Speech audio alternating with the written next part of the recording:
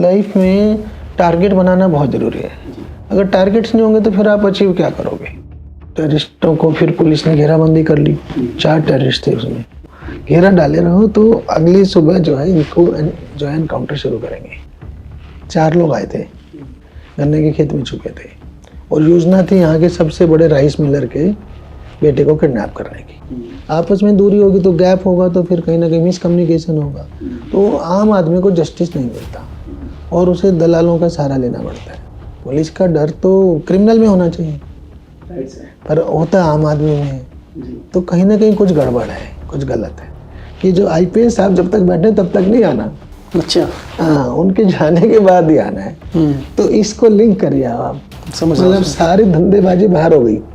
चाय की दुकान पे पहाड़ में आप बिना कारण या बिना गलती के एक आदमी को एक थप्पड़ मार के देखिए, पूरा पहाड़ जाम हो जाएगा। आपका क्या अनुभव रहा एसडीआरएफ के साथ जब आप एज ए डीजीपी थे? 2013 के बाद एसडीआरएफ बनी उत्तराखंड और आज वो इतनी एक्सपर्ट हो गई है, हम लोगों ने उसको इतना अच्छे से ट्रेन किया है कि देश भर में उसकी याद की जाती है। जब खासकर डीप डाइविंग की बात हो, बाढ़ राहत की बात हो, तो ये जो इंटरनेशनल टेररिज्म को फंड करने का नंबर 1 सोर्स है ड्रग्स, तो वो उनका डबल काम हो रहा है। एक तो ड्रग सप्लाई करने से पैसा आ रहा है एसआई के हाथ में आतंकवाद की फंडिंग के लिए, और दूसरा हमारी युवा पीढ़ी बेकार हो रही है क्योंकि ड्रग्स जो है मजा नहीं, ड्रग्स सजा है। ऐसे समय में जब कोरोना महामारी चल रही थी, एकदम नई आई थी, और अपना पुलिस बल का जो मनोबल बढ़ाए रखना वो आपके लिए कितना चुनौतीपूर्ण था सर? एक भी पुलिस वाला ऐसा नहीं निकला जिसने कभी ड्यूटी जाने से मना किया हो या न जाने की सोची हो। नमस्कार उत्तराखंड, मैं नितिन सिंह रावत आज आप लोगों के सामने नए पॉडकास्ट के साथ आया हूँ। आज के हमारे विशेष अतिथि हैं उत्तराखंड पुलिस के पूर्व महानिदेशक श्री अशोक कुमार जी, एक ऐसे अधिकारी जिनकी सेवा में सिर्फ कानून नहीं बल्कि करुणा भी रही। उनके नेतृत्व में उत्तराखंड पुलिस ने कई ऐतिहासिक उपलब्धियां हासिल की, चाहे वो आपदा प्रबंधन हो, पुलिस सुधार हो या युवाओं को प्रेरणा देना। हम जानेंगे उनकी कहानी, संघर्ष से लेकर सेवा तक की यात्रा और वे सबक जो हर नागरिक के लिए जरूरी हैं। नमस्कार सर। नमस्कार सर, आपका बहुत बहुत स्वागत है हमारे इस पॉडकास्ट में। Thank you Nitin. सर, मैं शुरुआत करना चाहूँगा, पहले मैं जानना चाहता हूँ आपका जो अभी तक का करियर की शुरुआत कैसे हुई थी और एक आईपीएस अधिकारी बनने का जो सपना कब और कैसे आया, और ये रास्ता कठिन था और इससे आपको क्या प्रेरणा मिली उस समय? देखिए, रास्ता तो सर्टेनली बहुत कठिन है। अगर आप सिविल सर्विसेज क्रैक करना तो आसान रास्ता तो नहीं है, नंबर 1। नंबर 2, मेरे को कोई बचपन से ऐसा कोई न क्रेज़ था न सपना था कि बनना आईपीएस बनना है। मेरी सर्कमस्टांसेस होती चली गई और फिर मेरे लेट स्टेज पे फिर मैंने डिसाइड किया, सपना देखा, उसके लिए फिर हार्ड वर्क किया। जब मैं गांव में था, पानीपत ज़िले के गांव में पैदा हुए थे, वहीं पे हमने 10वीं पास की, तो वहाँ पे हमको आइडिया ही नहीं था कि क्या क्या कैरियर्स होते हैं। उन दिनों तो जो टीचर थे, because I was brilliant, topper था क्लास का, तो उन्होंने एक टारगेट दे रखा था कि स्कूल का जो पुराना 25 साल पुराना रिकॉर्ड है वो हमारी मैथ्स टीचर का था, बोर्ड के एग्जाम का, 10th का, तो उसको तोड़ना है। तो हमारा टारगेट वो था, यूपीएससी नहीं था, तो कि उसको तोड़ना है। तो लगता था उनको कि ये तोड़ सकता है, थोड़ा ब्रिलियंट बच्चा है। टॉपर तो मैं था ही, टॉपर होने में कोई डाउट नहीं थी, बट ये कि वो रिकॉर्ड तोड़ पाएंगे कि नहीं बोर्ड का। 712 मार्क्स, 670 मार्क्स आ रखे थे मेरे जो मैथ टीचर थे उनके, और वो 25 साल पहले। ठीक है, तो वो टारगेट लकीली टूट गया, मेरे 712 मार्क्स आ गए, तो वो रिकॉर्ड हो गया। तो उसमें फिर ये था कि जितने टीचर्स थे, जितने वो सभी सोचते थे भाई आजकल तो 2 ही अच्छे कैरियर हैं, या इंजीनियरिंग या डॉक्टरी, मेडिकल करो या नॉन मेडिकल करो। तो फिर गांव में तो 10वीं के बाद शिक्षा थी नहीं उन दिनों, तो उन दिनों सिस्टम पैटर्न था 10+1+3। हाँ, तो उस पैटर्न के हिसाब से मैं सोनीपत आ गया। सोनीपत में हिंदू कॉलेज, एक अच्छा कॉलेज है, तो वहाँ पे मैंने जो है 2 साल प्रेप और प्री इंजीनियरिंग करी। हाँ, और वहाँ के बाद मैं जो कि मैथमेटिक्स में अच्छा शार्प था, तो मेरा आईआईटी दिल्ली में दाखिला हो गया। तो वहाँ तक भी मैंने कभी सिविल सर्विस का नहीं सोचा। जी सर। तब भी यही था कि भाई आईआईटी से पढ़ के इंजीनियर बनेंगे और देश की सेवा करेंगे। अब आईआईटी से अधिकांश लोग उन दिनों विदेश चले जाते थे, हमारा विदेश जाने का बिल्कुल भी टारगेट नहीं था। तो यही था अभी देश में ही किसी इंजीनियरिंग में जो है जॉब करेंगे। तो थर्ड ईयर के बाद जो मेरी ट्रेनिंग हुई, जो इंडस्ट्रियल ट्रेनिंग बोलते हैं, वहाँ मेरा कैरियर बदला। हाँ, वो उषा फैंस के साथ था, और उषा फैंस में मैं 9 से 5 जैसे फैक्ट्री में जाते हैं, ऐसे जाते थे डेली, तो एक इंजीनियर ट्रेनी के रूप में। तो वहाँ मैंने देखा कि इंजीनियरिंग जो है ना मुझे रास नहीं आ रही। जितना मतलब जो है ना, एक इंजीनियर का माइंड अलग होता है, अलग तरह से सोचता है, डिज़ाइन के एंगल से सोचता है कि कैसे डिज़ाइन चेंज करें, क्या करें, कैसे बदलेगा।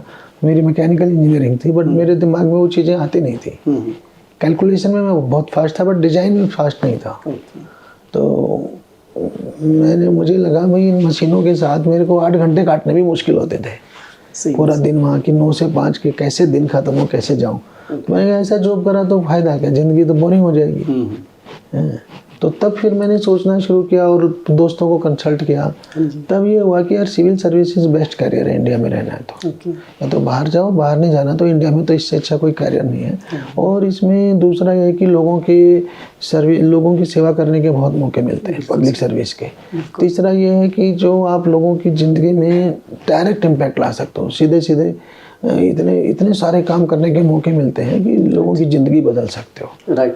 हाँ, तो ये सोच करके जो है ना मैंने डिसाइड किया उस साल, ये उसकी बात है 85 की समर की। यानी कि मुझे सिविल सर्विस, हाँ 85 की समर कि सिविल सर्विस में आना है। तब पहली बार सोचा, मतलब वो डिसाइड भी कर लिया कि वही कैरियर ये चुनना है। 86 में मेरी बीटेक पास हुई। अच्छा सर, आपने बीटेक भी किया? बीटेक कर रहे थे वहाँ पे। हाँ, IIT दिल्ली से। तो 86 के बाद मैंने एग्ज़ाम की तैयारी करना शुरू किया। फिर मैंने एमटेक ज्वाइन कर लिया था कि मतलब जिससे वहीं पे IIT दिल्ली में बने रहे, हॉस्टल भी रहे, तैयारी भी होते रहे, ग्रुप भी मिला रहे। तो 88 के एग्ज़ाम में मेरे को IPS मिल गया। जी सर। हाँ। सर जैसे आपने बताया कि आपके स्कूल में जब टीचर्स ने एक पैटर्न सेट किया था कि रिकॉर्ड को तोड़ना है, तो आपको सर क्या लगता है कि मतलब टीचर्स का इस तरीके से जैसे दिया रहता है एक टारगेट, तो वो स्टूडेंट को कितना मोटिवेट करता है सर आगे बढ़ने के लिए? देखो, फ़र्क तो पड़ता ही है। लाइफ में टारगेट बनाना बहुत ज़रूरी है जी। अगर टारगेट्स नहीं होंगे तो फिर आप अचीव क्या करोगे? ठीक है ना। वो आपको मोटिवेट करते हैं, वो आपको पुश करते हैं, आपकी अपनी लिमिट्स के एक्सट्रीम तक लेके जाते हैं जी। जैसे एक टीम को टारगेट है कि मुझे 300 रन बनाने हैं, तो फिर वो या किसी को सेंचुरी बनानी है और टारगेट है ना, तब थोड़ा उस पर फोकस करेंगे, कहाँ कमी है, कहाँ गैप है, क्या करेंगे। तो टारगेट होना तो बहुत ही ज़रूरी है। जैसे कहते हैं ना, सपने बड़े लो, जब बड़े सपने होंगे तब उनके लिए मेहनत करोगे, ठीक है, तो एक न एक दिन सफल भी होंगे। सर आपने बहुत अच्छी बात बताई कि टारगेट जीवन में हर किसी का एक गोल होना चाहिए, बहुत जरूरी, और उसी हिसाब से फिर आदमी मेहनत करता है अपनी। अच्छा सर, उस समय के जो आपके स्कूल टाइम पे टीचर्स थे, उन जब आप IPS बने तो उनके लिए भी एक गौरव का क्षण रहा होगा। आप उनसे मिले सर? बिल्कुल, मिलते रहते हैं, उसके बाद भी मिले। हमने कई बारी अपने स्कूल में जाके फंक्शंस भी किए नए बच्चों को मोटिवेट करने के लिए कि आप भी अच्छी पढ़ाई करो। वहाँ तो भाई लोगों का सपना ही सिपाही बनना होता था। हमने कहा सिपाही के लिए आप आते हो, सिफारिशें लगवाते हो, जरूरत क्या है, आप मेहनत करोगे तो अपने आप इतना ऊंचे पहुँच सकते हो। बिल्कुल सर। हाँ, तो उसके लिए फिर हम उन टीचर को वहीं बुला देते हैं, मैथ टीचर को जी, कि आप भी आइए हमारे साथ मोटिवेट करिए बहुत अच्छा बच्चों को। जी सर, एक गुरु और शिष्य के बीच में जो एक बॉन्डिंग होती है सर, वो अपने आप में, और हमारे देश तो इस मतलब प्राचीन हमारी सभ्यता है, हमारी परंपरा ही बहुत इसके गुरु शिष्य के लेकर बहुत अच्छी है। बिल्कुल। मैं आपसे पूछना चाह रहा हूँ, जो आपकी पूरा कार्यकाल रहा है, जितनी नौकरी रही है, आपके लिए चुनौतियाँ या आपकी जिम्मेदारियाँ बहुत रहती हैं इस एज IPS, तो आपको कोई ऐसी घटना या कोई ऐसा पल आपको याद है जिसने आपके पूरे करियर को एक आकार दिया हो IPS ज्वाइन करने के बाद? देखिए, IPS की नौकरी तो बहुत ही ज़्यादा चुनौती भरी है जी, ठीक है, और ऐसे बहुत सारी घटनाएं आती हैं जो आपको बहुत लंबा तक इम्पैक्ट करके जाती हैं जी। तो इस तरह की घटनाएं, मतलब स्पेसिफिक घटना भी कुछ याद आते हैं, कुछ बड़े इंसिडेंट याद आते हैं। जैसे हमारा एक आतंकवाद वाला इनकाउंटर था रुद्रपुर में, उन दिनों वहाँ पे पंजाब वाला आतंकवाद फैला हुआ था, और उससे आदमी सोचता है कि मैंने कभी सोचा नहीं था कि हम इतनी ज़्यादा, मतलब क्या बोलेंगे उसको, इतनी ज़्यादा निडर होकर के टेररिस्टों से मुकाबला कर सकेंगे, और हो गया, टेररिस्ट मारे गए, हम सफल हो गए। तो 6 महीने बाद सफलता मिली थी 6 महीने तक लगातार हम उनको खोज सर, आप रहे थोड़ा बताएंगे इस इंसिडेंट के बारे में हमारे व्यूअर्स के, असल में क्या चीज़ था और कैसे आपने इस चीज़ को टैकल थे। किया? देखिए बड़ी कहानी है। 24 जून 93 जी को बाजपुर क्षेत्र में एक एनकाउंटर हुआ था। जी। वहाँ टेररिस्ट देखे गए थे, तो पुलिस ने घेराबंदी की टेररिस्टों और जो है टेररिस्टों को फिर पुलिस ने घेराबंदी कर ली। 4 टेररिस्ट थे उसमें। ओके। तो उसके बाद क्या हुआ कि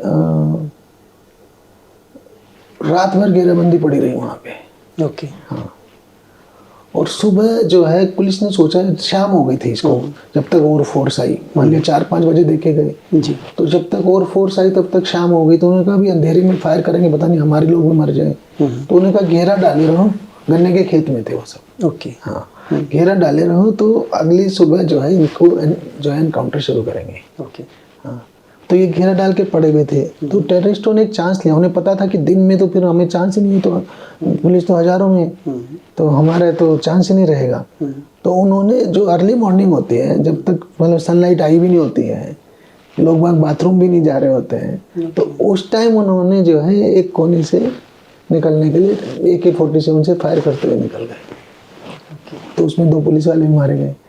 तो बड़ा उसका वो हुआ कि भाई पुअर एनकाउंटर था, पुलिस नहीं कर पाई और इनको जो है टेररिस्ट पुलिस को धक्का बता करके निकल गए। तो उसमें फिर वहाँ से SP साहब का भी ट्रांसफ़र हो गया। हाँ, थोड़े दिन बाद SSP का भी हुआ। तो मैं उसमें SP बन के आया था वहाँ रुद्रपुर में। ओके। हाँ, SP RA बोलते थे उन दिनों। नैनीताल SSP नैनीताल बैठते थे, SP RA रुद्रपुर बैठते थे। ओके। हाँ जी सर। तो मैं ASP इलाहाबाद से प्रमोट होकर के SP RA बन के यहाँ पे आया था जी। इस इंसिडेंट के बाद। ओके। तो आते ही मुझे पहला टारगेट ये था कि ये टेररिस्ट भागे हुए हैं, इनको पकड़ना है जी। है ना।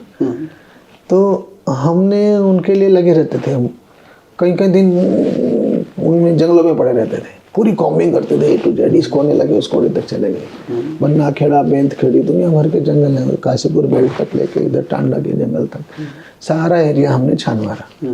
तो सफलता मिलती नहीं थी। और सफलता हमेशा हमसे जो है ना 2 दिन लेट हो जाती थी जी। हमेशा सूचना आएगी कि टेररिस्ट आए थे। कब आए थे? परसों आए थे जी। परसों आएंगे तो आज क्या करेगी पुलिस? अब निकल गए, कहीं और चले गए, 2 दिन में तो आगे निकल गए। तो ट्रेल तो हमें पता था कि यहाँ से यहाँ गए, यहाँ से यहाँ गए, यहाँ से, बट हम पकड़ नहीं पा रहे थे उनको। हाँ, तो फिर हमने थोड़ा पब्लिक कांटेक्ट बढ़ाया। जो आपने मेरा स्टाइल भी देखा होगा पुलिसिंग का, हम लोगों से मिल के पुलिसिंग करते थे हमेशा, उनके बीच में जा करके। तो पब्लिक रैलीज भी करी। तो पहली बार ऐसा हुआ कि रुद्रपुर, काशीपुर, बाजपुर क्षेत्र में पब्लिक में रैलीज होने लगी आतंकवाद के खिलाफ। नहीं तो लोग डरते थे। शाम होने से पहले घरों में चले जाते थे, इतना सन्नाटा पसरा रहता था उन दिनों। सही में से। हाँ, बहुत ज़्यादा उसका वो था, आतंक था मतलब। तो मंचों से हमने बोलना शुरू किया कि भाई आप हमारा साथ दीजिए, पुलिस का समय से सूचना दीजिए, तो आतंकवादी कहीं नहीं रहेंगे, मतलब उनका जरूर खात्मा होगा। अब प्रॉब्लम क्या थी, उन दिनों जो टाडा एक्ट था उसमें आतंकवाद को शरण देना भी उतना ही बड़ा अपराध था। और आतंकवादी जहाँ भी जाते थे तो उनको रात को रुकना चाहिए, खाने को चाहिए, या तो किसी ट्यूबवेल में रुकेंगे या गन्ने के खेत में रुकेंगे, फिर रोटियां भी मंगाएंगे, ठीक है। तो फिर वो हमें 2 दिन बाद सूचना आती थी, कोई और बताता था उनके घर में रुके थे, देखे थे, जो उनके राइवल होते थे। तो बाद में पुलिस उनको उठा के जेल भेज देती थी। अच्छा, कि भाई ये तो आतंकवादियों को शरण दे रहे हैं। तो हमने कहा, हमने पहले समझ लिया सारा कि भाई हमें मोटा मोटा आइडिया हो गया है कि आम आदमी आतंकवादियों के साथ नहीं है, और वो खुशी खुशी नहीं, उनको AK-47 की नोक पे जो है ना रोटियां दे रहा है, खाना दे रहा है, डर की वजह से शरण दे रहा है, वो खुशी खुशी नहीं दे रहा है। तो अगर आप हमें आके सूचना दोगे तो हम आपका कुछ नहीं होने देंगे। तो जो ये शरण वाली जो क्लॉज है उसमें हम जेल नहीं भेजेंगे लोगों को। तो उससे हमारा भरोसा बढ़ता गया जी। आतंकवादियों मतलब जो पब्लिक में जो है हमारा पुलिस का भरोसा बढ़ा, और हमने उस चीज़ को जीरो कर दिया। फिर लोगों को हम पे भरोसा बढ़ा, तो हम पे सूचना भी आने लग गई, गैप भी कम होने लग गया। तो 6 महीने के ये सब के बाद, 6 महीने की मेहनत, हाँ, एक दिन ऐसा आया कि अचानक हमें सटीक सूचना आ गई सुबह 8 साढ़े 8 बजे की बात है, 8 और साढ़े 8 के बीच की बात है जी। कि साहब आतंकवादी इस गन्ने के खेत में छुपे हुए हैं। तो बस इसी मौके की तलाश में थे हम। सूचना देने वाला को मैंने बुलाया सामने, फिर मैंने कहा कौन दे रहा है सूचना? बोला आतंकवादी दे रहा है। मैं बुलाओ यार उसको। अच्छा। हाँ, आतंकवादी को बुलाया, उससे बात करी। उसने बताया कि साहब हम जो है 4 लोग आए थे, गन्ने के खेत में छुपे थे, और योजना थी यहाँ के सबसे बड़े राइस मिलर के बेटे को किडनैप करने की। 93 में 50 लाख की मांग करते वो। 93 का 50 लाख आज कितने करोड़ होगा आप सोच लो। ठीक है, तो इसलिए उन्होंने इनको कहा था कि तुम जाओ एक मोटरसाइकिल चोरी करके लाओ। ठीक है जी जी। और किसी की छीन छान के ले आओ, और जो है जिससे फिर सुबह जो है पूरा उसके राइस मिलर के घर पे जाके हम चारों किडनैप करके फिर भाग जाएंगे। पूरा उन्होंने प्लान बना लिया था सब। तो ये लोग आए थे रात में रुद्रपुर, जो गन्ने का खेत था वहाँ से 9 किलोमीटर दूर था। आए, इन्होंने कोई खाया पिया, उसी में इनका झगड़ा हो गया। इन दोनों का, 2 टेररिस्टों का आपस में। एक टेररिस्ट ने दूसरे टेररिस्ट के कोई बहन को लेके कुछ उल्टा कमेंट कर दिया। तो उसने कहा मेरी बहन को ऐसा हुआ, उसने चाकू मार दिया। तो चाकू मारा तो डर गया अब कि जो वहाँ का मेन जो वो था BSTK का पूरा उत्तराखंड का कमांडर था, area leader Bhindranwale saffron tiger of Khalistan, Hira Singh था, कि ये जो है अब वो मुझे छोड़ेगा नहीं।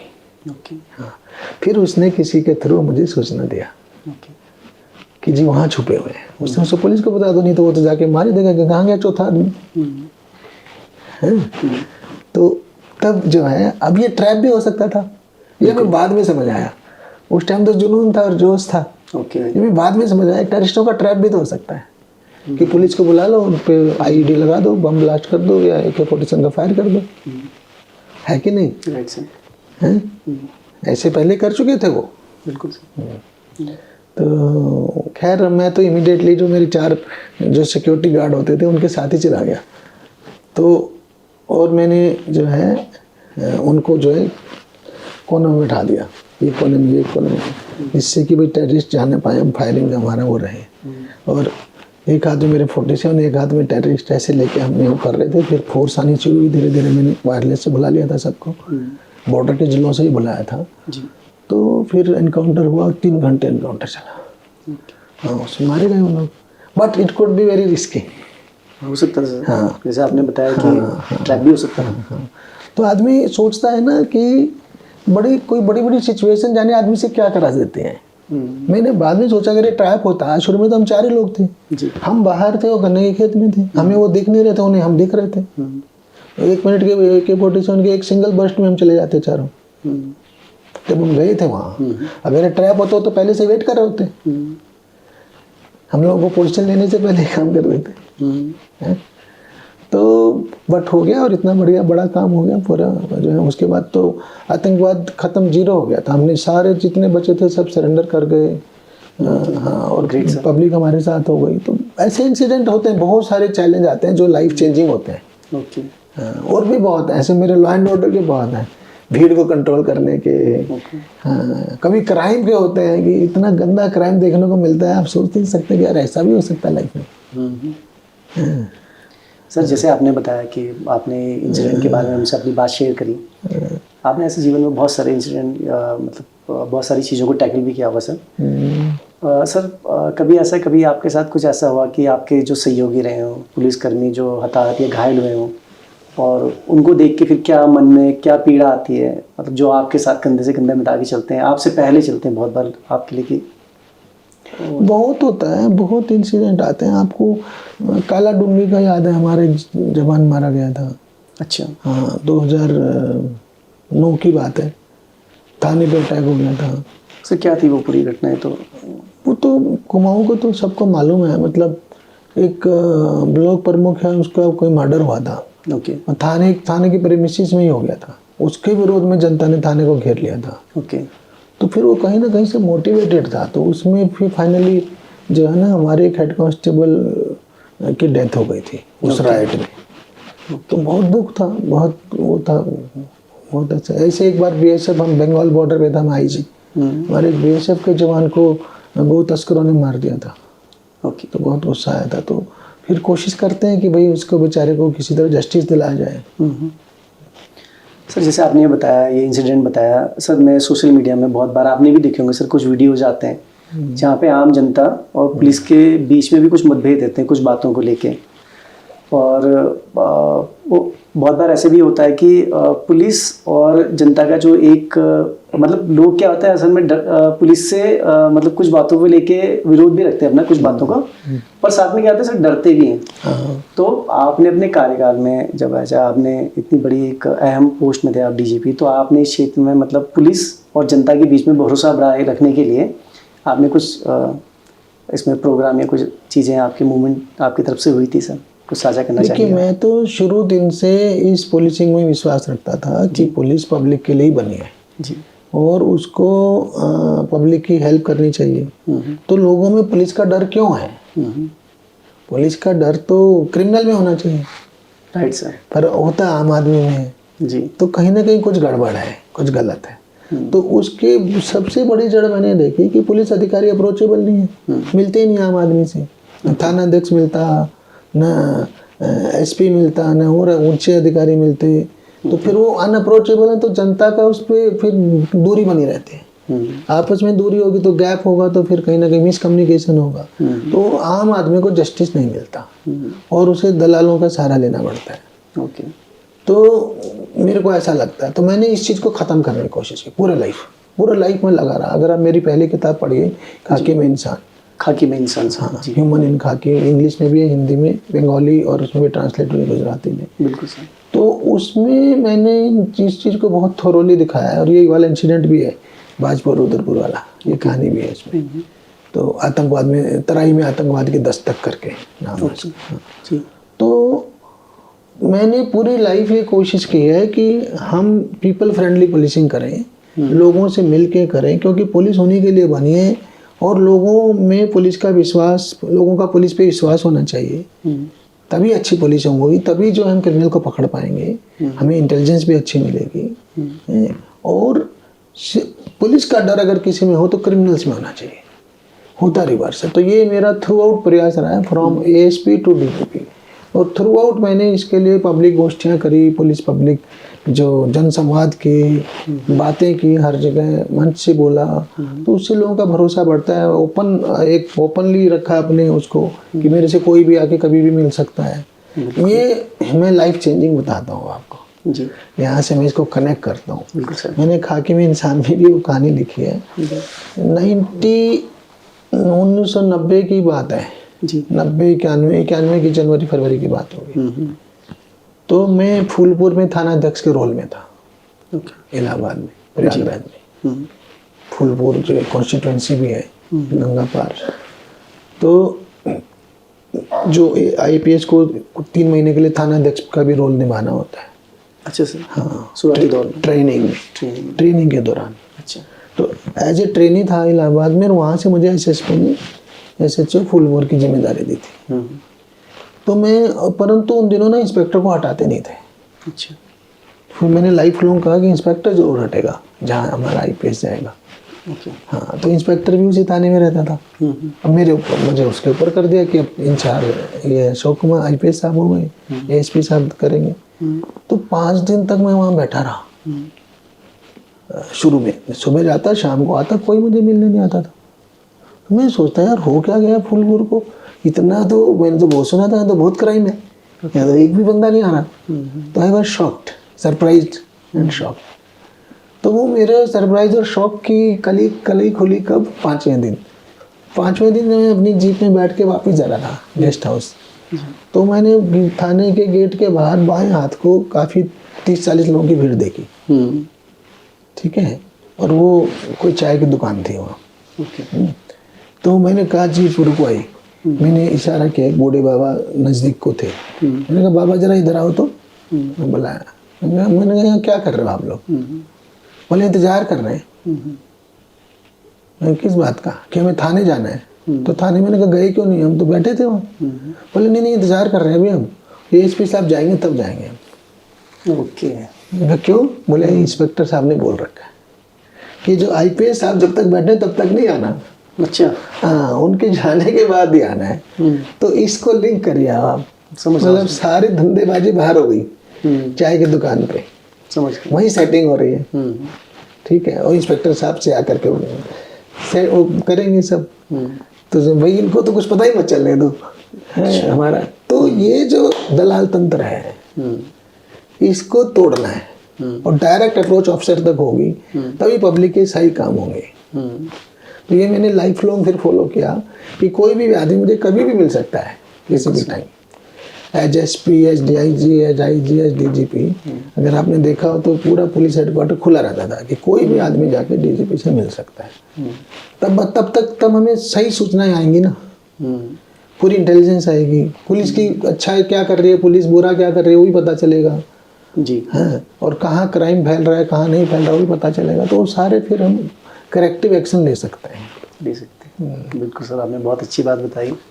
कोई ऐसा क्षण, या मैं यूँ कहूँ कि सर पूरे आईपीएस कार्यकाल के दौरान आपको मतलब बहुत बार ऐसी समय आया होगा जब आपको बहुत मुश्किल फैसले लेने पड़े होंगे, तो उस समय आपकी कोई मुश्किल फैसला लेते हुए आपकी सोच क्या रहती थी? देखिए, फैसले तो मतलब एक बार नहीं 50 बार ऐसा होता है, बहुत बड़े बड़े फैसले लेने पड़ते हैं। तो कई बार बहुत सोचे समझे फैसले होते हैं, बहुत ज़्यादा दिमाग लगा करके कि इसकी क्या क्या रिपरकशन हो सकते हैं। मथुरा में हमको फायरिंग करनी पड़ी थी, कृष्ण जन्मभूमि के पास एक दंगा हो गया था। हाँ, और फिर उसके रिपरकशन में मतलब एक इंसिडेंट हो गया था, आपसी झगड़ा था दो ग्रुप्स का, छोटी एक जमीन को लेके झगड़ा था। बट उसके रिपरकशन में नेक्स्ट डे उन्होंने थाने पे अटैक कर दिया। मतलब हमारी इतनी रिक्वेस्ट करी, माइक से बोला, फिर हमने टीयर गैस चलाई, लाठी चार्ज किया, कुछ भी सफल नहीं हुआ। फाइनली हमें फायरिंग करनी पड़ी। तो बहुत सोचा समझा डिसीजन था। तो ऐसे कठिन टफ फैसले लेने पड़ते हैं, उसमें 2 कैजुअलिटी भी हुई उस फायरिंग में। और कभी कभी क्या होता है, एकदम सडनली डिसीजन लेना पड़ता है। हाँ, इलाहाबाद में एक बारी डेड बॉडी सड़क पे रख दी उन्होंने, नैनी ब्रिज पे, पूरा जमुना पार का एरिया कट गया, जाम लगा दिया। तो पीछे लाइन लग गई, लंबी किलोमीटर लंबी बसों की, गाड़ियों की। और मैंने देखा, मैंने फोर्स को बुलाया। फोर्स तब तक आती जब तक मैं अकेला था, मेरे साथ 2 बसें पाई। टोटल 3 लोग थे, मेरे हाथ में रिवॉल्वर, उनके हाथ में राइफल। तो मैं वहाँ बात कर ही रहा था तो मैंने देखा पीछे भीड़ बस में आग लगाने वाली है, पूरी तैयारी कर रही है मतलब बोला के। तो मैंने जाके सीधा उस पर रिवॉल्वर तान दी। हाँ, मैंने कहा गोली मार दूंगा। एकदम रुक गया, क्योंकि वो जानते हैं इस बात को, उसको मेरे रुख से तेवर से पता चल गया कि सच में गोली चला देंगे। तो इतनी बड़ी भीड़ और मेरे एक सिंगल एक्शन से रुक गई। अब वो डिसीजन गलत भी हो सकता था। कभी क्या है ना, अगर आप सिंगल भीड़ में घिर जाओ तो आपसे राइफल छीन लेंगे, रिवॉल्वर छीन लेंगे भीड़, तो एकदम उल्टा भी तो पड़ सकता था वो डिसीजन। पर वो मैंने सडन डिसीजन लिया और वो काम कर गया। क्योंकि भीड़ नॉर्मली सोचती है ना कि पुलिस इतना डेयर नहीं करेगी, आसानी से पुलिस भीड़ पे गोली थोड़ी चलाती है। तो ऐसे मौके आते हैं जहाँ हम निर्णय लेने पड़ते हैं, कई बार सडन लेने पड़ते हैं, कई बार सोचे समझे लेने पड़ते हैं, कई बार कोई निर्णय बहुत ही अच्छी इंटेंशन से लिया होता है फिर भी उल्टा पड़ जाता है। अच्छा। हाँ, कई बार जो है क्रिटिसिज्म भी हो सकता है किसी निर्णय का। ऐसा कुछ है सर जो आप साझा करोगे कि जहाँ आपने मतलब बहुत अच्छे अपने मन से भाव से अच्छा डिसीजन लिया हो, और उसका उल्टा आपको प्रभाव वो एकदम एग्जैक्ट अभी तो नहीं ध्यान आ रहा, बट ऐसे निर्णय लेने पड़ते हैं जो आधी पब्लिक के फेवर में नहीं होते हैं। जैसे किसान आंदोलन। 2 बार मेरे को किसान आंदोलन का अच्छे से याद है। एक बार मैं एसएसपी मथुरा था जी, तो उन्होंने हरियाणा यूपी बॉर्डर को जाम लगा दिया, क्योंकि हरियाणा में धान जाने नहीं दे रहे थे हरियाणा वाले। यूपी के धान को वहाँ कि हम अपना ही बिकवा लें वो बहुत है, यूपी का धान हम नहीं ले सकते वहाँ के। उन्होंने गवर्नमेंट ऑर्डर से बॉर्डर को सील कर दिया था। तो अब हम उन पे किसान हैं, उनको उन्होंने ला के उन्होंने भी हमारे यहाँ सड़क पे हाईवे है जो दिल्ली आगरा हाईवे, उस पर पूरी धान डाल दी। अब हम उन पे लाठीचार्ज करें तो कितना गलत होगा। और डिसीजन हमारे हाथ में है नहीं। सॉल्यूशन या तो हरियाणा गवर्नमेंट पे या यूपी गवर्नमेंट पे है ओके। कि भाई यूपी गवर्नमेंट खरीद ले इस स्थान को। फिर अब यूपी गवर्नमेंट की जो पॉलिसी रही हो, तो हमने फाइनली निर्णय लिया डीएम ने और हमने मिल करके कि भाई फोर्स नहीं यूज करेंगे, क्योंकि फोर्स यूज करना पूरी आबादी एकदम से नाराज हो जाएगी हमारी। ओके। जबकि नेशनल हाईवे है। तो हमने किसी तरह मिनिस्टर को बुलवाया, 2-2.5 दिन का जाम चला। बीच में भाई कई बार दबाव आया कि नहीं भाई ऐसे कब से होगा, कब तक चलेगा। सेम सिचुएशन नारसन में हमने किया हुआ है, मंगलोर नारसन। गन्ने के प्राइस को लेके हड़ताल हुई और उन्होंने हाईवे जाम किया। बट लकीली यहाँ क्या था फायदा, मैं एसएसपी हरिद्वार था, कि यहाँ साइड के रूट्स भी हैं। अच्छा। हाँ, तो आम जनता उतनी परेशान नहीं होती थी। पहले से ट्रैफिक भी इतना नहीं था जितना आज की तुलना में। ट्रैफिक तो था, हरिद्वार का ट्रैफिक हमेशा था, पर वो जनता, क्योंकि आप चपेड़ा होकर चले जाओ, आप मुजफ्फरनगर देवबंद होकर के चले जाओ, घूम के आ जाओ, मतलब 2-3 रोड साइड के डाइवर्जेंस हैं। तो आदमी ज़्यादा परेशान नहीं होगा, कुछ तो होगा ही। और एक बात और है, जब ये जाम लगता है ना, इसमें वो क्राउड तो सिर्फ अपने जाम का सोच रही होती है। उनका मुद्दा है, किसी का बिजली है, किसी का पानी है, किसी का सड़क है, किसी का मर्डर है ना, अगर किसी का गन्ने का प्राइस है, वो तो अपने मुद्दे का सोच रही होती। उन्हें ये नहीं पता होता कि दोनों तरफ जो लोग रुके हैं उनमें किसी का एग्जाम है बेचारे का, किसी की फ्लाइट है, किसी की ट्रेन है, किसी का हॉस्पिटल है, तो वो कितने प्रॉब्लम में होते हैं। और वो सब फिर पुलिस को कह रहे होते हैं कि प्रशासन फेल है, बेकार है, किसी लायक नहीं है। तो आपको सर सबकी सोचनी पड़ती है कि आम पब्लिक को उससे क्या नुकसान है, इनको क्या नुकसान है। तो इस सारे सबको लेके चलना है और ऐसा डिसीजन लेना है जिससे जनता का नुकसान ना हो, फायदा हो, सभी को फायदा। हाँ। तो ये ऐसे बहुत मौके आते हैं, मतलब 1-2 नहीं है। मतलब हम तो 9 जिलों में मैं एसएसपी रहा, फिर दोनों गढ़वाल कुओं में दोनों में आईजी रहा जी, फिर DG ADG law and order रहा। तो हमेशा ही क्राउड कंट्रोल जो है इलाहाबाद से शुरू हो गया था हमारा। माघ मेला लगता वहाँ हर साल, उसमें 50 लाख आदमी आता था उन दिनों। अच्छा। हाँ, तो फिर ये एसएसपी हरिद्वार में कांवड़ मेला, कांवड़ मेले मैंने 8-9 कांवड़ मेले सुपरवाइज किए एज एसएसपी टू डीजी, जो डायरेक्ट कमांड में रहते हैं, मतलब। Right sir. तो बहुत एक्सपीरियंस भी है, एक्सपोजर भी है, काम भी हुआ है। बट वही है कि हमेशा टफ है, हर साल कांवड़ मेला एक नया चैलेंज है, हर साल। हाँ, कितने भी आपने एक्सपीरियंस कर लिया हो, क्योंकि जो क्राउड आती है ना, वो बड़ी उस तरह नहीं होती जो बाकी मेलों में आती है। बाकी मेलों की क्राउड होती है ना, वो रिलीजियस ज़्यादा होती है। सोमवती अमावस्या हुआ, कुंभ हुआ, वो खाली पर्पज है भी गंगा स्नान, हाँ, वो जाए अच्छे से, बस सुविधाजनक रूप से। इनका क्या है, इसमें थोड़े यंग क्राउड ज़्यादा आती है कांवड़ मेले में। थोड़े हेल्थी भी होते हैं, स्ट्रॉन्ग भी होते हैं, और ग्रुप भी होता है, पूरे गाँव का ग्रुप आता है, तो भिड़ जाते हैं कई बार। अच्छा। लोकल से भिड़ जाएंगे, पुलिस से भिड़ जाएंगे। अच्छा, हमने ऐसा तो कांवड़ियों को आपने ऐसा रास्ता रोक दिया, कैसे हो गया? तो बहुत ज़्यादा एग्रेशन होता है इनमें। तो कांवड़ मेला मैनेज करना लॉ एंड ऑर्डर की दृष्टि से बहुत बड़ी प्रॉब्लम है। सर, उत्तराखंड राज्य में जो पर्वतीय क्षेत्र है, इसमें डीजीपी की भूमिका निभाना इतना आसान भी नहीं है। पर्वतीय क्षेत्र है और हमारे जैसे आपने देखा है कि प्राकृतिक आपदाएं जो आती हैं और सीमावर्ती सर संवेदनशीलता है, तो आपने इन सबको सामंजस्य बिठाकर कैसे, मतलब आपकी क्या कार्य शैली रहती थी इन चीज़ों पे, आप कैसे काम करते थे? देखिए, पर्वतीय क्षेत्र में एज डीजीपी मुझे कोई किसी तरह की समस्याएं जो आती थी, पर मानसिक रूप से मैं उसके लिए पूरी तरह तैयार रहता था, क्योंकि मैंने बहुत अर्ली लाइफ में एसपी चमोली के रूप में काम किया था। 94 में जी, और सब रुद्रप्रयाग भी चमोली में होता था। तो बद्रीनाथ केदारनाथ दोनों चमोली डिस्ट्रिक्ट में आते थे। तो मुझे वहाँ इतना एक्सपोजर था भीड़ का, इतना ज़्यादा अच्छा एक्सपीरियंस था, और बड़ी अच्छी यादें भी थी वहाँ की, क्योंकि उन दिनों उत्तराखंड आंदोलन चल रहा था 94 में जी। तो हमने उसको इतना अच्छे से हैंडल किया था, लोगों के साथ मिलकर के हैंडल किया था, कि हमारे ज़िले में एक भी कैजुअल्टी नहीं हुई। जबकि पौड़ी में डेथ्स हुई, नैनीताल का आपको पता है, इधर खटीमा साइड में हुई, इधर मसूरी में हुई, और भी कई जगह हुए, पर हमारे यहाँ जो है पूरा आंदोलन इंसिडेंट फ्री, पीसफुल था। क्योंकि हम कहते थे, हर कस्बे कस्बे जाते थे हम, अगस्त मुनि हो, थराली हो, रुद्रप्रयाग, सब जगह जाते थे मैं और डीएम, और हम कहते थे कि भाई हमारा कोई विरोध थोड़ी है उत्तराखंड से, हम तो खुद चाहते हैं उत्तराखंड बने, जी। पर आप आंदोलन पीसफुल रखें। ओके। हाँ, अगर आपने आंदोलन में हिंसा आ गई तो हमें कार्रवाई करनी पड़ेगी, तो हम कुछ नहीं कर सकते उस टाइम। तो इस बात के लोग हमारे साथ थे।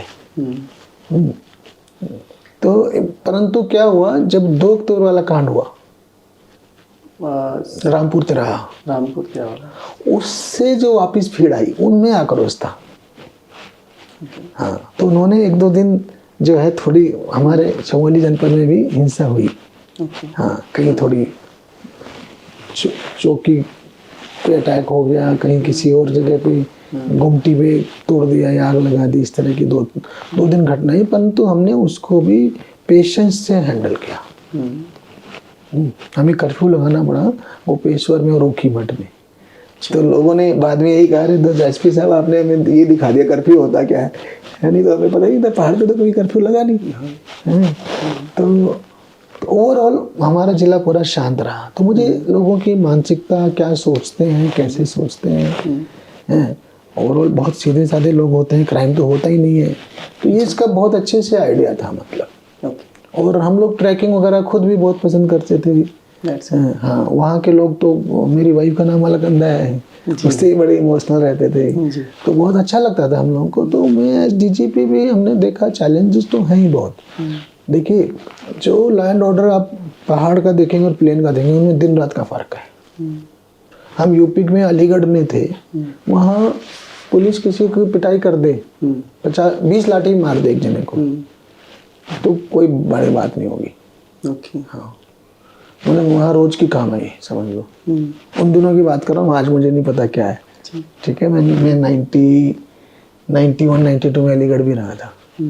पहाड़ में आप, मैंने बोला अकारण गलती से मार दे, समझ लो ड्राइवर को आपने गलती से, पहाड़ में आप बिना कारण या बिना गलती के एक आदमी को एक थप्पड़ मार के देखिए, पूरा पहाड़ जाम हो जाएगा, है ना।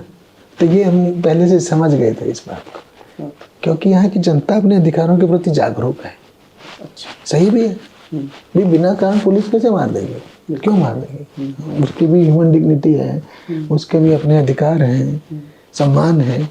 हाँ, तो ये हमें एकदम से सडन चेंज करते हैं। हमें सोचो ना, हम तो यहाँ आ रहे थे, इलाहाबाद, अलीगढ़, रुद्रपुर करके चमोली पहुंचा था मैं, जहाँ ज़्यादा। हाँ, तो वहाँ पे दूसरा माहौल है, ह्यूमन राइट्स का भी और पब्लिक का भी रिस्पॉन्स भी अलग है। वहाँ मारामारी में लोग बोधड़ ही नहीं है, कौन पिटाई हो रहा है, किसका हो रहा है, लोगों को वही नहीं है।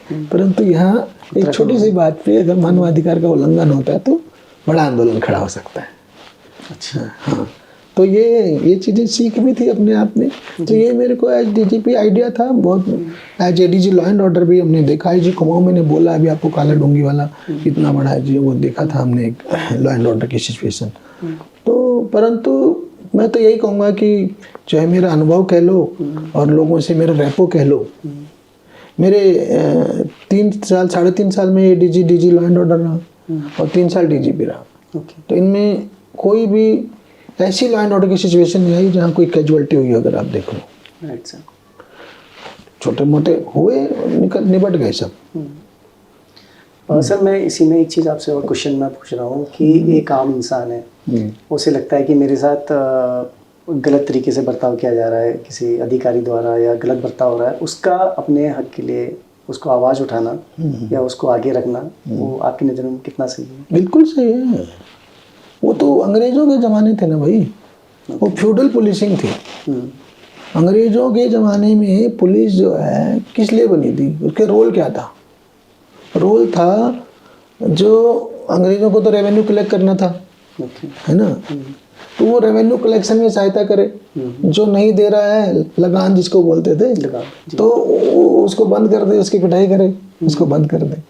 बाद में क्या हुआ कि जो स्वतंत्रता आंदोलन में जा रहे हैं, आज़ादी की लड़ाई में, उनको बंद करो। तो पुलिस का रोल सारा दमनकारी था। तो ये फ्यूडल पुलिस थी जो उस टाइम की, तो उस टाइम पे ये सब चलता था। किंतु अभी भारत स्वतंत्र है, हर आदमी के अपने अधिकार हैं, मानवाधिकार हैं, वो आपको कॉन्स्टिट्यूशनल राइट्स हैं, फंडामेंटल राइट्स, है ना। तो वो सारे अगर हैं तो फिर वहाँ पे इस तरह की दमनकारी पुलिस का कोई रोल नहीं होना चाहिए। तो अगर गलत हो रहा है तो जरूर आवाज़ उठानी चाहिए पब्लिक को। हाँ, और मैं तो कह रहा हूँ कि हमने तो ये चमोली में सीखा, क्योंकि वहाँ तो कई बार जाती हो जाती थी पुलिस से, और वहाँ भी ऐसा नहीं है कि भाई अलीगढ़ इलाहाबाद में कोई भी किसी को मार के फ्री चला जाएगा। अगर एक्सेस करोगे तो वहाँ भी दंड होता है पुलिस वाले को। फिर भी टॉलरेंस लेवल ज़्यादा थे पब्लिक के एज कम्पेयर टू। हाँ, पब्लिक सोचती है तो इतना तो होता ही रहता है। जब तक कि एक बड़ा कांड ना हो जाए तब तक वो मतलब नॉर्मली पुलिस के खिलाफ नहीं बोलते थे। यहाँ पे तो एक छोटी सी उस पर तो आदमी जागरूक है अधिकारों के प्रति, और वो अच्छी बात है, वो होना चाहिए। एक अच्छी डेमोक्रेसी में यही होना चाहिए। राइट सर 2013 की जो केदारनाथ आपदा थी उसको कौन भूल सकता है, और हमारे जो पुलिस बल था उसने बिल्कुल आगे आके सबसे महत्वपूर्ण भूमिका निभाई। उस घटना को आप या उस आपदा को आप कैसे याद करते हैं, और उसने पुलिस प्रशासन और हमें क्या एक सीख दी? देखिए, उन दिनों मैं बीएसएफ में था, ठीक है, और आपदा बहुत बड़ी थी और हमारी कैपेसिटी के बाहर थी जी। जो मैंने यहाँ के देखा, मतलब बेसिक जो उसकी हैंडलिंग थी उत्तराखंड पुलिस की कैपेसिटी के बाहर थी। वो इतनी बड़ी आपदा थी, फिर भी जो जितना पुलिस कर सकती थी उसने किया।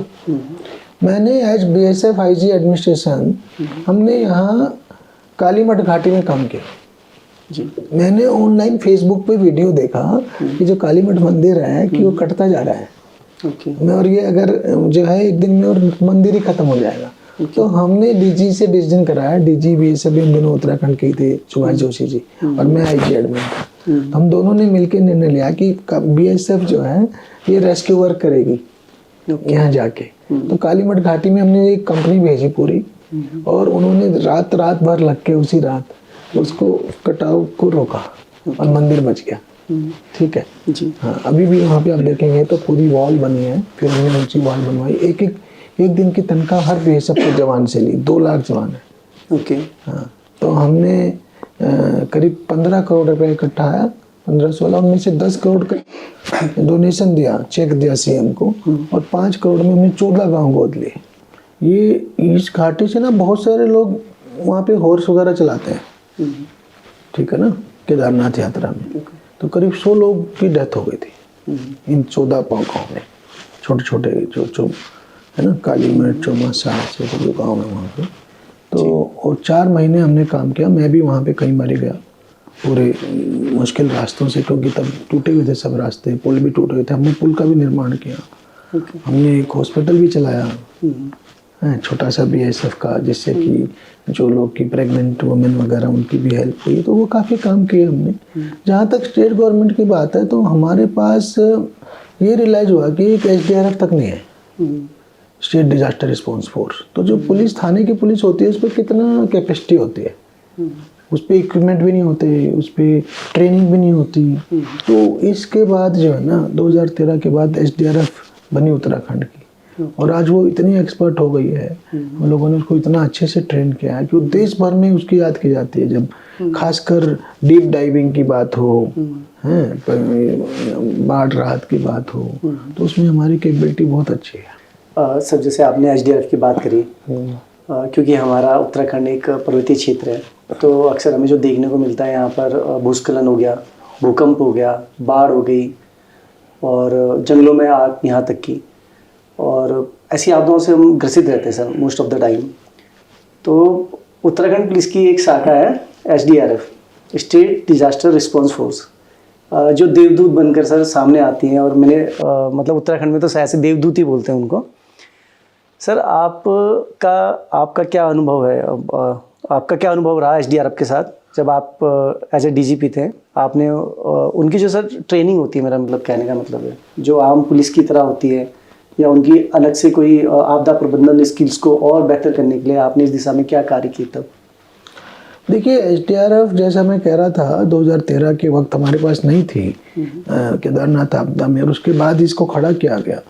तो ये एक बहुत बड़ी ज़रूरत थी। उत्तराखंड राज्य इतना सुंदर है, सब कुछ इतना अच्छा है, इतना शांत है, क्राइम फ्री है, किंतु यहाँ की एक सबसे बड़ी ट्रेजेडी यही है कि ये नेचुरल डिजास्टर्स, और ये आते ही रहते हैं हर साल। मतलब ऐसा नहीं है कि केदारनाथ जी की बड़ी आपदा तो 2013 की हो ही गई, बट अदरवाइज भी साल में 5-7 बड़े लैंडस्लाइड होंगे, कहीं बादल फटेंगे। तो इस तरह की आपदा एक जो है ना यहाँ के लिए एक समझ लो प्रकृति का वो हमारे ऊपर वो है अभिशाप है कि थोड़ा तो हो गई बरसात के 2-2.5 महीने तो एकदम फ्री तो जा ही नहीं सकते, बिल्कुल है ना। वैसे तो बाकी टाइम भी आ जाती है, एक बार अक्टूबर में आई थी मुझे याद है, कई बार जून से पहले आ जाती हैं। तो ये सब के लिए फाइनली हमने एसडीआरएफ को ट्रेन किया और हमारी एसडीआरएफ हर तरीके से प्रशिक्षित है। वो चाहे लैंडस्लाइड हो, चाहे हमें डीप उसमें जाना हो, चाहे पहाड़ों में बचाना हो 20,000 फुट की ऊंचाई पे, उसके लिए भी हमने उनको ट्रेन किया। इनको माउंट एवरेस्ट भी भेजा हमने। हाँ, तो हमारी एसडीआरएफ जैसा मैंने कहा एकदम से समुद्र में मतलब अंदर डीप डाइविंग की भी उसकी कैपेसिटी है, नदियों से बचाने की भी कैपेसिटी है, बर्फ के एरिया में भी काम करने की कैपेसिटी है, और जैसे तोता घाटी है एकदम से आपको 500 मीटर नीचे जाना तो वो भी उसको उसमें भी उतरने की कैपेसिटी है। तो एसडीआरएफ को हमने पूरा वेल ट्रेन किया हुआ है और ये बहुत ही जरूरी बल है। इसकी पहले 22 यूनिट होती थी स्टेट में, 22 जगह पे थी, किंतु उससे हमारा ना कई जगह हम रिस्पॉन्स टाइम बहुत लेट होता था, 4-5-6 घंटे में जा पाते थे। तो फिर मैंने आज डीजीपी ये किया कि भाई इतनी जगह पे हो कम से कम मतलब मैक्सिमम 2 घंटे में तो कहीं भी पहुंच जाए। जैसे जो हमारी यमुना घाटी के भी और उधर वाली है टॉन्स घाटी, उसमें एसडीआरएफ थी ही नहीं, मैंने वहाँ भेजी। फिर मैंने इधर बाराहाट की तरफ नहीं थी, ऐसे ऐसे करके मैंने सतपुली की तरफ नहीं थी, ऐसी इसकी यूनिट्स बढ़ा दी। 22 से मैंने 39 कर दिया था उनको। उसके लिए रिसोर्स एक्स्ट्रा लगते हैं और पीएससी की बाढ़ राहत कंपनियां थी 2, उनको इसमें जोड़ दिया। इन सबको मिला करके हमने 39 जगह पे पोस्टें बना दी। तो अब आज की तारीख में पूरे प्रदेश में कहीं भी आपदा आती है तो मतलब मैक्सिमम 2 घंटे की दूरी पे तो एसडीआरएफ बैठी है, कहीं तो 5 मिनट में भी बैठी होगी, है ना। मान लिया ऋषिकेश है, 5 मिनट में आ जाएगी एसडीआरएफ, वहीं पे है। किंतु एकदम रिमोट एरिया, तो कोई भी एरिया इतना रिमोट नहीं, 2 घंटे में तो पहुंच जाती है। तो इतना तो हमने उसको फैलाया है और उसकी एफिशिएंसी मैंने कहा जैसे कि पूरे बाकी प्रदेशों की पुलिस भी हमें बुलाती है तो बहुत अच्छी एफिशिएंट फोर्स है और इसकी कैपेबिलिटी लगातार बढ़ाते गए। सर, मैं अब एक ऐसा संवेदनशील विषय उठा रहा हूँ जिससे प्रशासन ही नहीं बल्कि आम समाज भी काफ़ी तनाव या चिंता में है। सर, उत्तराखंड में भी हाल के वर्षों में क्या देखने को मिला है कि नशे की प्रवृत्ति बहुत बड़ी है इस पर्वतीय राज्य में, और खासकर जो हमारा युवा है वो उसकी चपेट में सबसे ज़्यादा है। आपने अपने कार्यकाल में इससे निपटने के लिए क्या चीज़ें करी सर, और आप इसको कैसे देखते हैं, मतलब कितना गहन चिंता का विषय है? देखिए, मैंने तो इसके लिए बहुत ही ज़्यादा प्रयास किए। आपको बता दूं 2016 में हमने रन अगेंस्ट ड्रग्स चलाया था। सबसे पहले देहरादून मैराथन करी थी, 20,000 आदमी आया था, शपथ दिलवाई थी। तो मैंने तो इस पे पहले दिन से एक्स्ट्रा काम किया है। देखिए, ड्रग्स वो चीज़ है जो हमारी युवा पीढ़ी को नहीं समझ में आता। इसको हमारे देश में फैलाने के पीछे आईएसआई का हाथ है। हाँ, जनता इस बात को नहीं समझ पाती क्योंकि आईएसआई का तो मोटो ही है कि इंडिया को किसी तरह से खत्म करना है। उनका मोटो है ब्लीड इंडिया थ्रू 1000 कट्स। इसमें इंडिया में ऐसे 1000 कट लगा दो, अपने आप ही खून बह के मर जाएगा, खत्म हो जाएगा। तो ये जो इंटरनेशनल टेररिज्म को फंड करने का नंबर 1 सोर्स है ड्रग्स। सबसे ज़्यादा करोड़ों में, हजारों करोड़ में पैसा आता है इसका। जो ड्रग्स अफगानिस्तान में 1 लाख किलो में हेरोइन बनती है, वो पाकिस्तान बॉर्डर पार करते इंडिया में आते 1 करोड़ हो जाती है। सोचो कितना पैसा बन रहा है।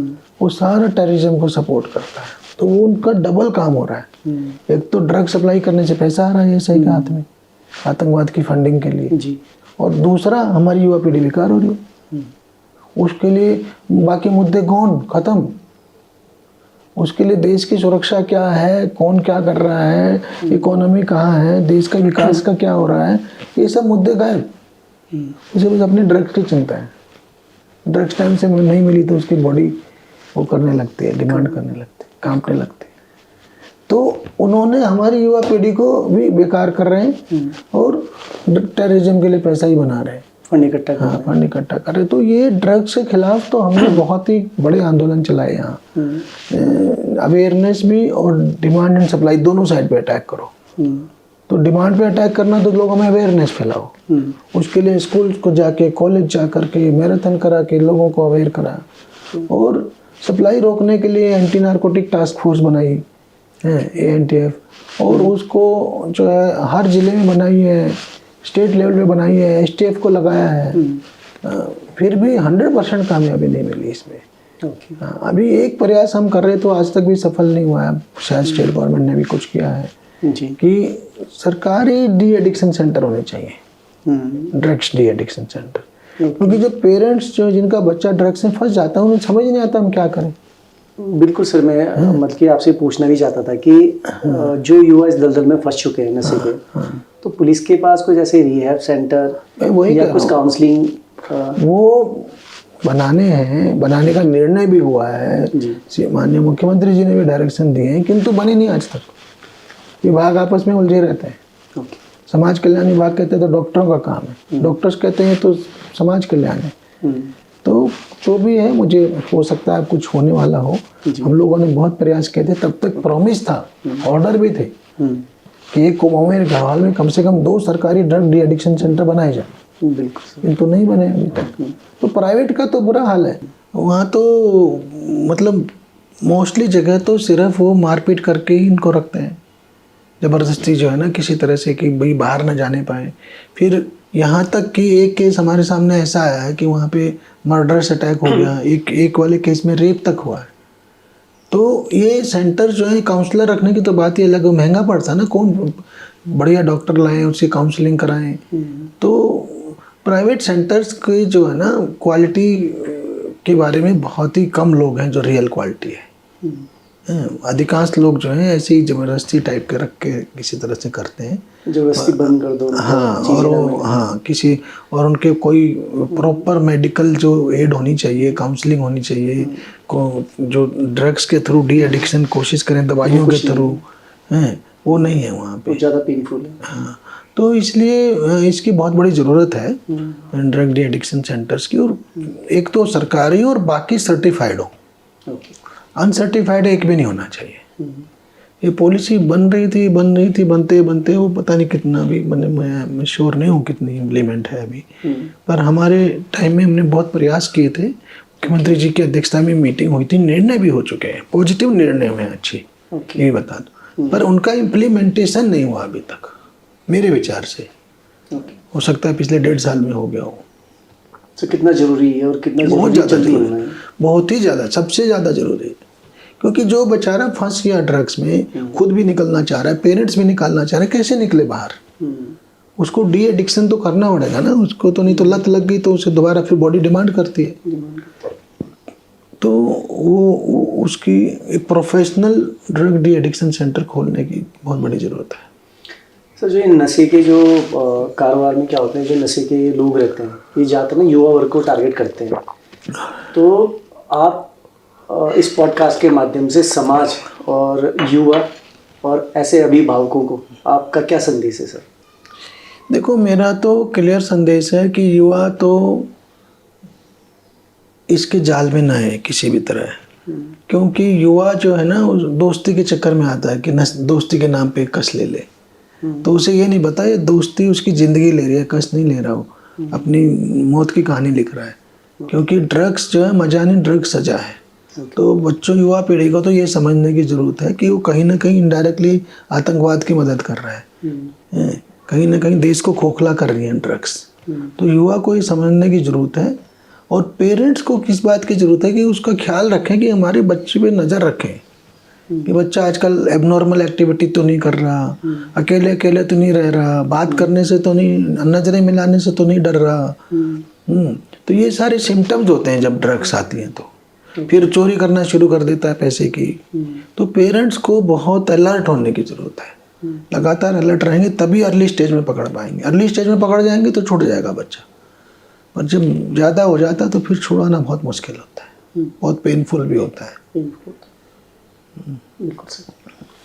एक बता दूं, एक केस आया था ड्रग्स के लिए लड़कियां, यहाँ पे एक केस आया था, वो कॉलगन बन गई थी लड़की कि ड्रग्स चाहिए तो इसलिए सेक्स के थ्रू पैसा बनाओ, कॉल कर। और चोरी के तो 50 केस आते हैं, ड्रग्स के मोस्टली बच्चे छोटी छोटी चोरियां करते हैं, लूट करते हैं, चेन स्नैचिंग करते हैं। मतलब ड्रग्स से आप क्रिमिनल भी बन रहे हो। क्यों? क्योंकि आपको समझ नहीं है और आपको वो ड्रग्स चाहिए। मैं ड्रग्स चाहिए और आप सोचते कहाँ से आएगा, माँ बाप से लेके देख लिया, जितना तक ले लिया, चोरी भी कर ली, घर की चोरी करी, फिर बाहर की चोरी करते हैं, फिर चोरी से नहीं काम फिर लूट करते हैं। तो बहुत ही ड्रग्स तो आदमी को नर्क में धकेलते जाती है। सर आपके जो आपका कार्यकाल था उसमें आपने इस अभियान में इसको जड़ से जड़ तक पहुंचने के लिए कितने मतलब कुछ आप ऐसे साझा करना चाहेंगे जहां आपने बहुत बड़े एक ड्रग्स रैकेट में कुछ?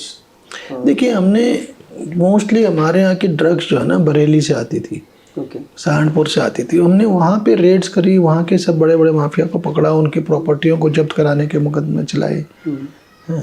बट प्रॉब्लम ये है कि एक नहीं है ना, ये इसके पीछे जैसे मैंने कहा कहीं ना कहीं ISI करा रही है। वो 4 नहीं तो 4 नए ढूंढ लेंगे।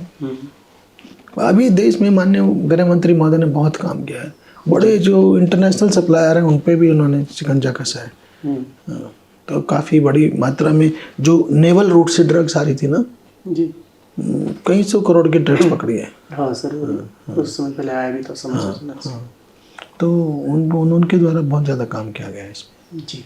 बट फिर भी अभी तक समस्या बनी हुई है, ख़त्म नहीं है, चैलेंज है, बहुत बड़ी चुनौती है जी। माननीय गृह मंत्री जी ने तो ये कहा ये सबसे बड़ी चुनौती है अभी जी देश की युवा पीढ़ी के सामने जी। और क्योंकि अगर ये इससे पार नहीं पा पाएंगे तो फिर हम देश नहीं बचा पाएंगे, फिर हम आतंकवाद से कैसे लड़ेंगे। सर शायद आपके कार्यकाल के समय ही कोरोना महामारी उस समय जब आई थी और हर कोई जानता है कि कोरोना महामारी में पूरा देश लॉकडाउन में था और हमारी पुलिस ही थी जो बिल्कुल फ्रंट पे डटी हुई थी और काफ़ी अच्छा काम कर रही थी। ऐसे समय में जब कोरोना महामारी चल रही थी, एकदम नई आई थी और अपना पुलिस बल का जो मनोबल बढ़ाए रखना वो आपके लिए कितना चुनौतीपूर्ण था सर? मैं सच बोलूं तो उसमें सबसे कम चुनौती आई जी। मतलब जबकि पुलिस को पता था ये खतरनाक बीमारी है, पर एक भी पुलिस वाला ऐसा नहीं निकला जिसने कभी ड्यूटी जाने से मना किया हो या न जाने की सोची हो। सब लोग अपनी ड्यूटी मान के चल रहे थे, इसको कर रहे थे और हर किसी, चाहे वो कर्तव्य मान के चल रहे थे, चाहे वो सड़क पे खड़े हों, चाहे वो अस्पताल में हों, चाहे वो क्रीमेशन में हों, चाहे लोगों को दवाइयाँ लेके जा रहे हों, सिलेंडर लेके जा रहे हो। हमने मिशन हौसला चलाया था जिससे लोगों को दवाइयाँ भी बांटते थे, इससे खाने भी हम कोऑर्डिनेट करते थे थाने से। बिल्कुल सर। तो हर कोई मतलब सेवा समझ के, ड्यूटी समझ के लगा हुआ था। तो चुनौती थी बड़ी, किंतु पुलिस वालों को ड्यूटी पे लाना चुनौती नहीं था, वो अपनी इच्छा से आ रहे थे, ये बहुत अच्छी बात थी। जबकि अगर दूसरे फेज में जितना कठोर था कोरोना वायरस, जितना अगर हम वैक्सीनेट नहीं हुए होते तो बहुत ज़्यादा कैजुअलिटी होती हमारी, बहुत ज़्यादा। इसके बावजूद भी 20-21 कैजुअलिटी हुई थी। हाँ, पर कभी एक पुलिसकर्मी पीछे नहीं हटा। बिल्कुल सर। इसमें ही कोरोना ये जो महामारी आई थी इसमें एक इंसिडेंट है, मतलब मेरी एक सोच जो है पुलिस के प्रति, मतलब एक जो सम्मान बढ़ा वो इसलिए भी बढ़ा कि मैं सर, आपने जैसे बताया कि आप आम जनता से कनेक्ट रहने की भी कोशिश करते हैं ताकि आपसी विश्वास बढ़े पुलिस का। कोरोना महामारी में हमारे जो सुदूरवर्ती गांव है सर, पर्वतीय क्षेत्र है, क्योंकि खाने की, राशन की कमियां रहती थी। मैंने सर आपको मैं शेयर करना चाह रहा हूँ सर, मैंने आपको एक बार व्हाट्सअप किया, एक नहीं अनेकों बार किया मैंने, क्योंकि मेरे को सोशल मीडिया से मैसेज आते थे कि हमारे पास खाने के लिए राशन नहीं है, पानी नहीं है। कई किलोमीटर लेके हमारे जवान जाते थे सर। मतलब मैंने झिझकते हुए आपको मैसेज किया कि सर क्या रिस्पॉन्स देंगे, पर सर आपने ना सिर्फ मेरे उसका व्हाट्सएप पे जवाब दिया और विदिन मतलब आधे या 1 घंटे के अंदर जो नजदीकी थाना था उसने वहाँ खाने की जो सहायता राशि जो भी थी सर वो पहुँचाई, पूरा राशन पहुँचाते थे, सिलेंडर पहुँचाते थे, दवाइयाँ पहुँचाते थे सर वहाँ से। और कभी पुलिस वाला कई किलोमीटर ढो के लेके जाते थे बेचारे। 2 लोग एक लंबा वाला सिलेंडर लेके जा रहे हैं, ऑक्सीजन सिलेंडर लेके जा रहे हैं। मैं सर काफ़ी प्रभावित हुआ था उस बात से अभी तो, और मेरे मतलब अक्सर मेरी जहाँ चर्चा होती है तो मैं हमेशा आपका ही जिक्र करता हूँ कि सर कितने मानवीय हैं। देखिए, उसका जो है कोरोना में तो हमने काम किया ही किया। हमारी पुलिस ने एक बड़ा अच्छा ऑपरेशन और चलाया था, ऑपरेशन मुक्ति। ओके सर, क्या था? जो बच्चों को जो भिक्षा मांगते हैं सड़क पे, कि हम कहते थे भिक्षा नहीं शिक्षा दो। ओके। हाँ, भिक्षा नहीं शिक्षा दो, मतलब इनको स्कूल में डालो। तो मेरे उस ऑपरेशन में 5 साल रहा मेरे टाइम में, अभी जारी है वो। हमारे टाइम तक 4100 बच्चों को हम दाखिला कराया था 5 सालों में।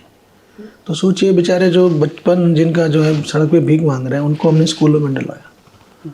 Nice sir. इसी पे कोरोना पे मेरा एक क्वेश्चन है, इस कोरोना महामारी ने पुलिस प्रशासन को और आम जनता को क्या सीख दी? यही सीख दी कि लोग बहुत जल्दी भूल जाते हैं कि शरीर नश्वर है जी। ठीक है, तो सब यही रह जाना है। तो आपसी जो राग द्वेष छोड़ करके आराम से शांति से पीसफुली रहना चाहिए, आदमी को खुश रहना चाहिए। तो कोरोना ने मेरे ख्याल से बहुत लोगों को सिखाया है कि मारा मारी छोड़ो, लाइफ को कूलली रहो, थोड़ा लाइफ को एंजॉय भी करो। उसके बाद इंडिया में इंटरनल टूरिज्म कितना बढ़ गया देखो आप, कोरोना के बाद। ये कोरोना की देन है। हाँ, तो बाकी पुलिस को तो सेवा का पाठ पढ़ाया, सेवा का पाठ सिखाया और पुलिस ने अच्छे से निभाया। पुलिस का ट्रस्ट क्वोशेंट बढ़ गया पब्लिक के बीच। पहले जो है ना, कोई स्टडी थी न्यूट्रल, 30% था पुलिस का ट्रस्ट क्वोशेंट, 30, सिर्फ 100 में से 30 लोग पुलिस पे विश्वास रखते हैं। हाँ, और पुलिस कोरोना के दौरान 90 पे चला गया।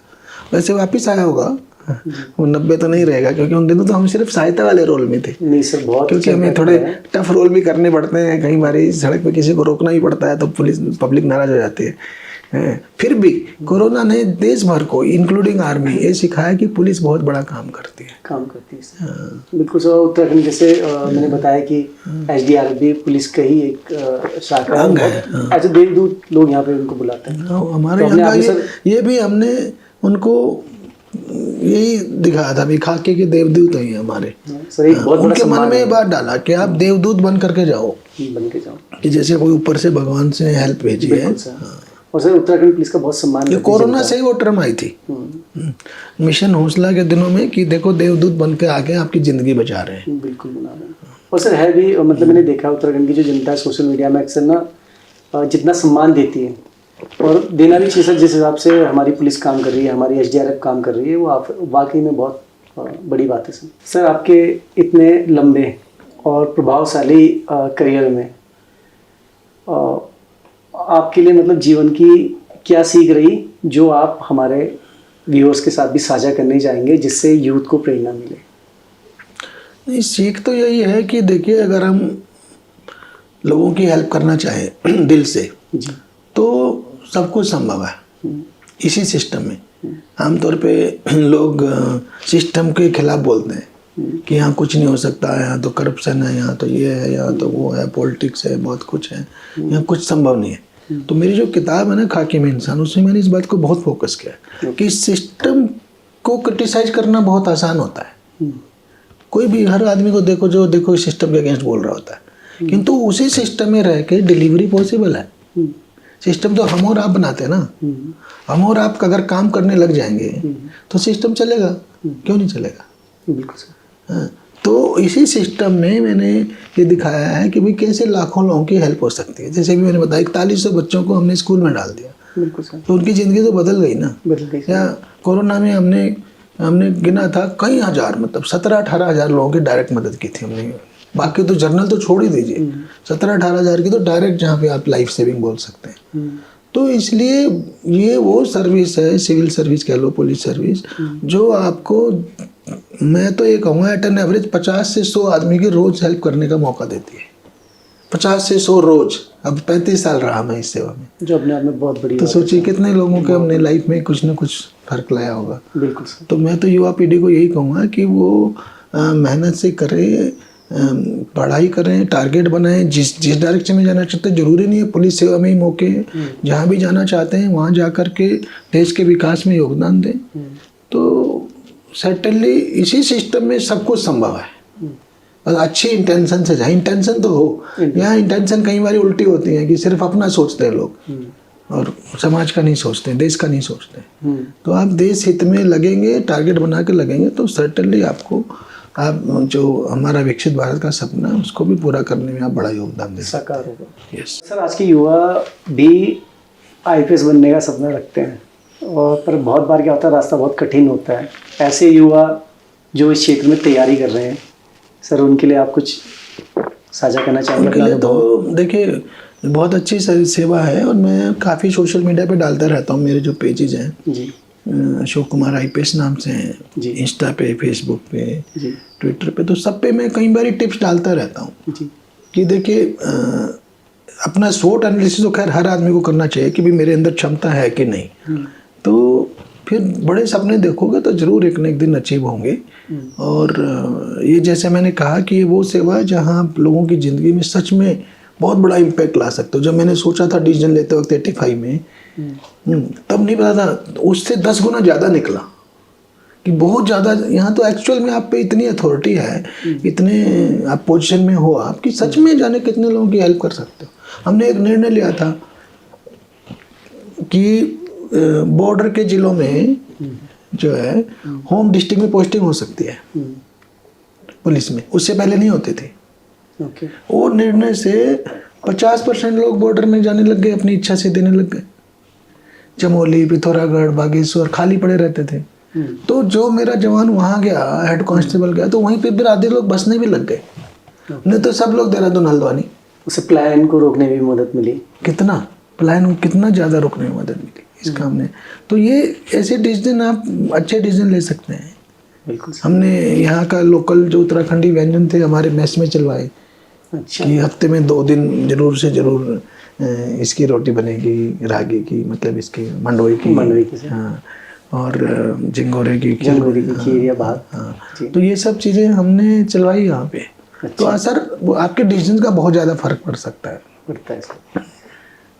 सर बिल्कुल सर, मैं आपका धन्यवाद करना चाहूँगा। नहीं, थैंक यू कि आपने सर मुझे समय दिया, और जबकि सर आपको पता है कि मैं एक नया कार्य क्षेत्र है मेरा, मेरे को भी ज़्यादा समय हुआ नहीं, पर आपने मेरे पे ट्रस्ट किया सर, आपने मुझे मौका दिया सर। अच्छा करेंगे। उत्तराखंड के, खासकर आपसे मिलके उत्तराखंड की चर्चा ज़्यादा हो गई। मैं कई बार दिल्ली वाले करते हैं तो नेशनल फ्रेम की ज़्यादा बात हो जाती है जी, तो अच्छा लगा मेरे को भी बहुत। जी सर, धन्यवाद सर। मेरे लिए बहुत ही गौरवशाली ये क्षण रहा है कि मुझे आपने मौका दिया अपने सामने बैठने का। Thank you Nitin, thank you sir. Thank you.